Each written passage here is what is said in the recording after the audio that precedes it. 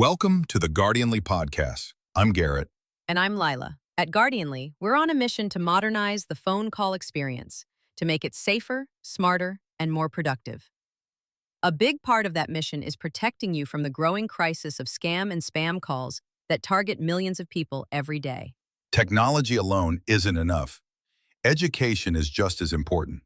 That's why we've created this series, to bring real scam stories to life. Stories that are sometimes shocking, sometimes heartbreaking, but always full of lessons you can use to protect yourself and your loved ones. This story, as first reported by Fox News' Cyber Guy report, begins with Bob and his wife, not their real names, losing access to their Microsoft Exchange email account. It was inconvenient, but seemed simple enough to fix. They opened Google, typed Microsoft support, and called one of the numbers at the top of the search results.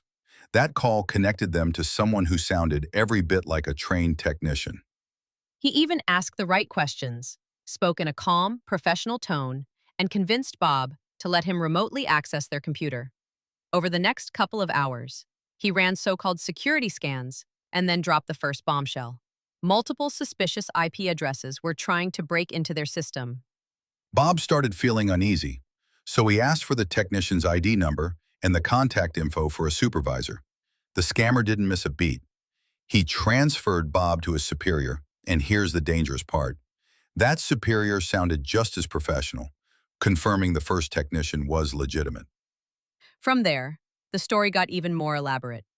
The supervisor claimed Bob's account had been frozen, and one of those suspicious IP addresses had tried to withdraw money from their bank. When Bob suggested calling the bank, the scammer shut him down immediately. Direct quote from Bob here. He told me, "Don't do that. We want to set up a sting and catch them red-handed. We believe there's an employee leaking customer information, and we don't want you tipping them off." It was pure theater. The scammer claimed they'd borrow $14,000 from Bob's account, send it to South Carolina, and have police waiting there to nab the crook. And just to sweeten the bait, they promised Bob a $500 reward for helping with the operation. But notice the pattern here. While spinning this dramatic story, they still hadn't done the one thing Bob called for in the first place, fixing his email. By now, the pressure, the urgency, the authority, it all had Bob's instincts on high alert. He and his wife ended the call before transferring any money. So how did a couple in D.C., just trying to get tech support, end up in the middle of an almost successful scam? The answer lies in something most of us do without thinking: trusting search results. Scammers create fake Microsoft support pages and buy ads so their numbers appear at the very top of Google searches. Call one of those numbers, and you're not reaching Microsoft. You're reaching a call center full of professional con artists. Once they've got you on the line, they use scare tactics, urgent threats, suspicious-sounding technical jargon to convince you to give them remote access to your computer. From there, they can snoop, steal, or, like in Bob's case, try to trick you into draining your own bank account. So what can you do to protect yourself from scams like this? First, always verify support contact information on the company's official website. Don't trust phone numbers from search results or pop-up ads. Type the company's web address directly into your browser. Second, be suspicious of urgency. Real tech support won't pressure you into moving money, setting up sting operations, or giving remote access to your bank accounts. Third, remember that scammers are patient and can stage an elaborate performance over hours. The longer they keep you engaged, the more convincing they seem, until you hand over money or access.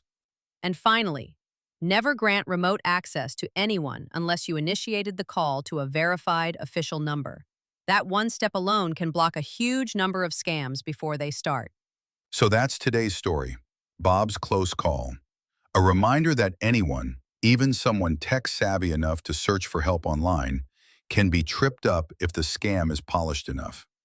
Next time on the Guardianly podcast, we'll explore another real-life case, a different scheme, different tactics, but the same lesson.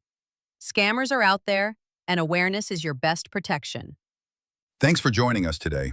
If Bob's story resonated with you, share this episode with someone you care about. The more people we reach, the harder it becomes for scammers to succeed. Until next time, stay safe, stay aware, And remember, Guardianly is here to protect your calls, your connections, and your peace of mind.